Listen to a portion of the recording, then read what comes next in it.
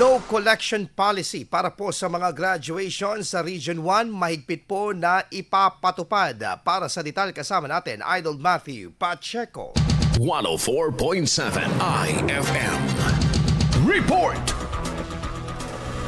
Mahigpit na ipapatupad at monitor ng Department of Education Region 1 ang usapin ukol sa mandatoryong kontribusyon ng mga mag-aaral para sa kanilang graduation. Sa isang panayam kay DepEd Region 1 Information Officer Dr. Cesar Buxita, voluntary lamang umano o kung sino lang ang may gustong mag-contribute ang magbibigay. Nilinaw din na kung sakaling mapagkasundoan ito ay hindi pa rin umano pwedeng pilitin ng estudyante lalo na ang mga walang kakayahan. Samantala, ipinagbabawal naman ang marangya o bonggang selebrasyon ng mga pagtatapos sa mga pampublikong paaralan base na rin sa inilabas na Memorandum No. 027 Series of 2025 ng DepEd. Dagdag pa, kailangan din naman ng isaalang-alang kung saan isasagawa ang selebrasyon ngayong nararanasan ang maalinsangang panahon.